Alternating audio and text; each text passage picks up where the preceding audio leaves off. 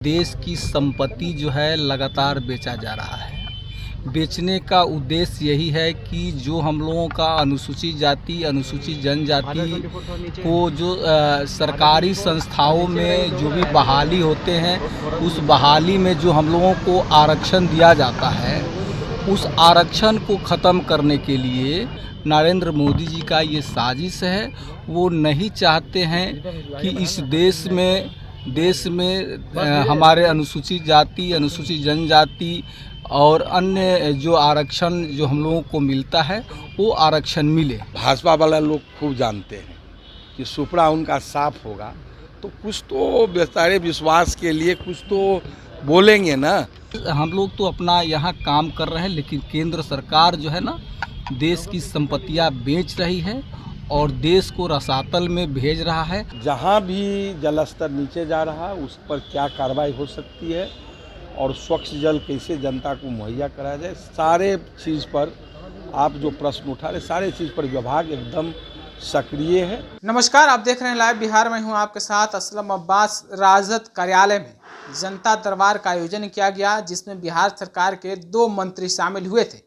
एक तरफ PHED मंत्री ललित यादव तो वहीं श्रम संसाधन विभाग के मंत्री सुरेंद्र यादव पहुंचे, जहां फरियादों ने अपनी बातों को रखा है, अपनी समस्याओं को सुनाया है।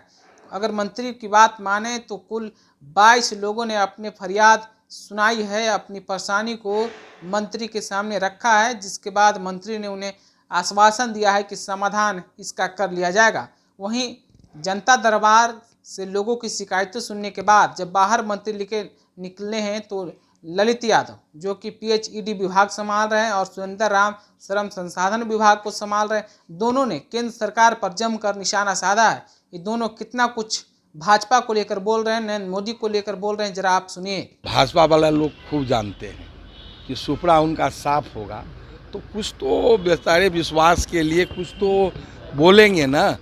अपना उनका सुपड़ा साफ होने वाला है, इसीलिए इस बात में उनके बात में कोई दम नहीं।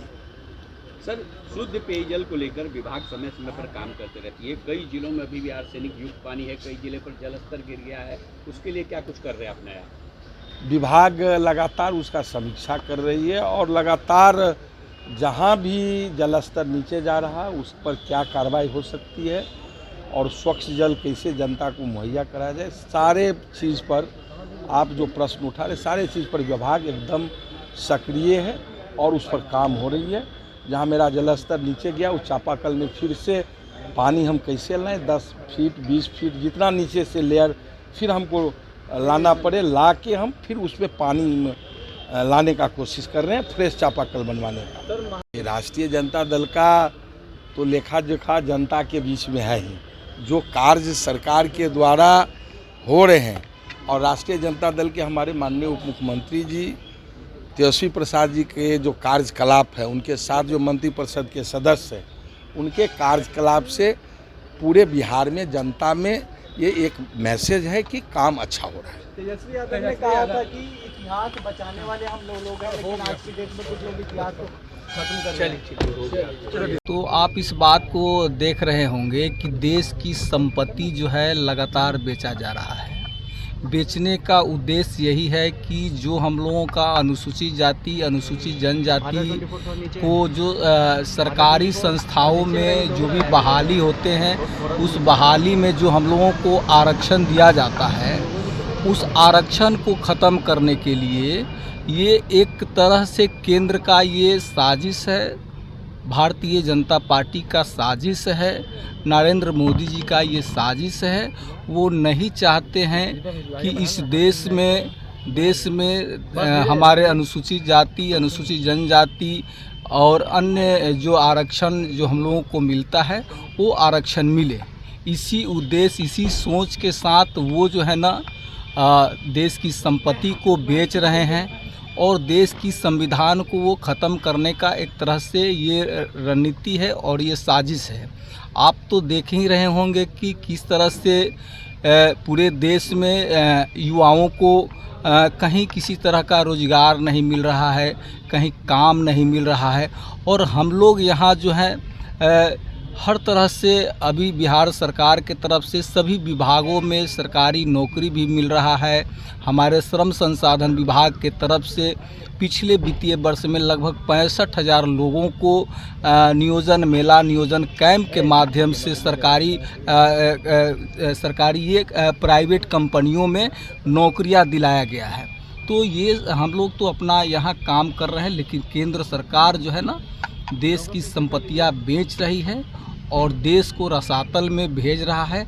आने वाला समय उनका यही सोच है कि देश को कंपनियों के हाथे गुलाम करा दे। लेकिन हम लोग और हमारे नेता जो है, हमारे नेता तेजस्वी बाबू और हमारे नेता परम आदरणीय सम्माननीय लालू प्रसाद यादव जी, ये सब लोग लगे हैं कि हर स्थिति में बीजेपी से देश को मुक्त कराएं। आज सुनवाई कार्यक्रम में 23 मामले आए थे, जिसमें भूमि विवाद, स्वास्थ्य से संबंधित एक श्रम संसाधन विभाग से संबंधित मामला, पीएचईडी विभाग से संबंधित मामला, ये सब मामले आए हुए थे, जिनको सुनवाई किया गया और कार्रवाई के लिए संबंधित विभाग में भेज दिया गया है। तो आपने दोनों मंत्री को सुना है किस तरीके से ये लोग बोल रहे हैं कि 2024 में और 25 में भाजपा का बिहार से पूरी तरीके से सफाया हो जाएगा। जनता इनके खोखले वादे को अब समझ चुके हैं, इनके खोखले वादे से अब परेशान है। जनता को ना तो रोजगार मिला, ना ही नौकरी मिली, ना ही देश की अर्थव्यवस्था में कोई सुधार हुआ। सिर्फ और सिर्फ लोगों के बीच में नफरत फैलाई जा रही है, लोगों को बांटने की कोशिश की जा रही है, जैसा कि आपने खुद सुना भी है। तो आप अपनी राय क्या रखते हैं, हमें कमेंट करके ज़रूर बताइएगा। फिलहाल आप दोनों मंत्री के बयान के बारे में ज़रूर हमें कमेंट कीजिए। दूसरी खबर के लिए बने रहिए लाइव बिहार के साथ। आपका बहुत बहुत शुक्रिया। लाइव बिहार यूट्यूब पर सब्सक्राइब और फेसबुक पर लाइक ज़रूर करें।